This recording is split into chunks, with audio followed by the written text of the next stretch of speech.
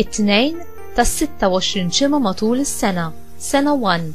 Qari mill-Evanġelju ta' San Luqa, kapitlu 9, versi minn 46 sa 50.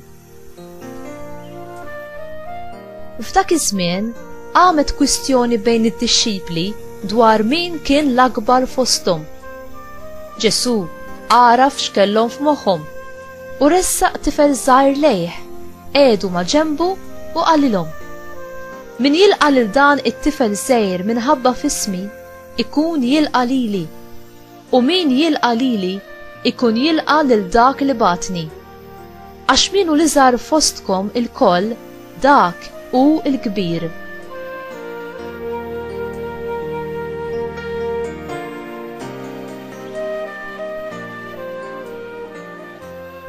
Qabeż Ġwanni u qallu: Mgħallem, rajna wieħed ikeċċi x-xjatem f'ismek u ridna nżommuh għax hu mhuwiex wieħed minn tagħna. Imma Ġesu qallu: la żommuhx, għax min mhuwiex kontra tagħkom huwa magħkom.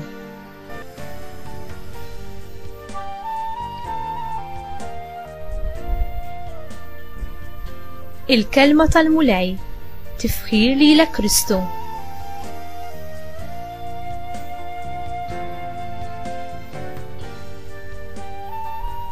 Sorpriż li d-dixxipli ta' Ġesu kienu qed jiddiskutu fuq minnu l-akbar fosthom.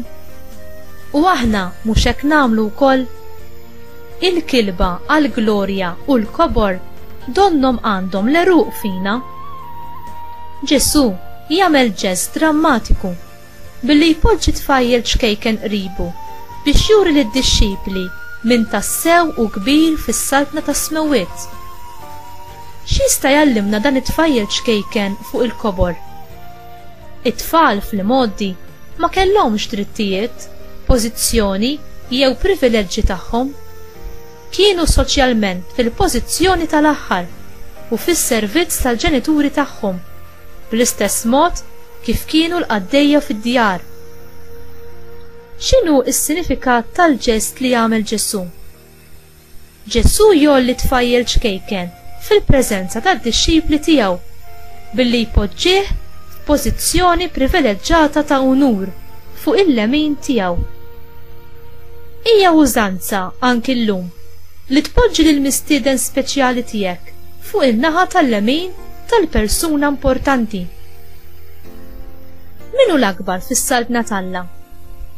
Dawk li huma umli u ta' qalb ħelwa, li minflok jesiġu b'konvinzjoni id-drittijiet tagħhom, bil-libertà jiżbujtaw lilhom infushom mis-supervja u mill-glorja jfittxu għalihom infushom, billi jieħdu l-aħħar post dak ta' qaddej jew dak ta' tfal.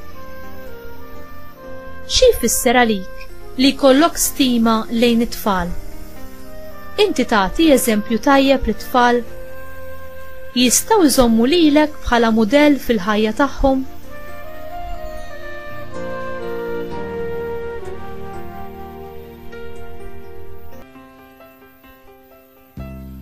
Inti tifraħ bit-tajjeb tal-oħrajn?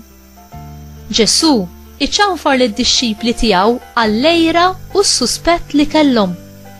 Kienu irritati li xi ħadd ieħor li ma kienx mill-kumpanija tagħhom kien qed iwettaq ħidma spiritwali f'isem Ġesu. Waslu saħansitra biex waqfuh għax hu ma kienx mill-grupp tagħhom.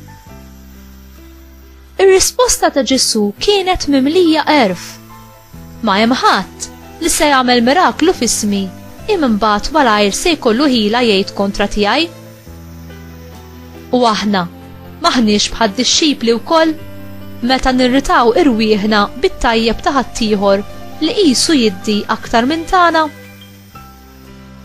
San Pawl jgħid: l-imħabba mhijiex għajjura, imma tifraħ bit-tajjeb. Dan insibuh fl-ewwel ittra lil Korintin, kapitlu 13, versi 4 u 6.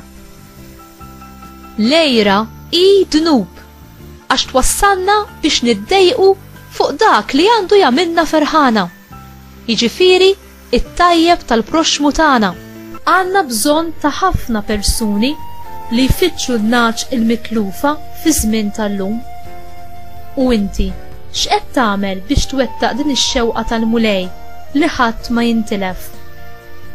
Titlob u tipprova treġġa' lura lejn Ġesu dawk li tilfu t-triq.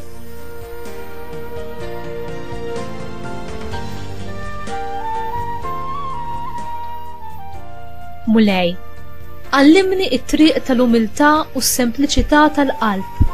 Ħallina nsib il-ferħ veru fik.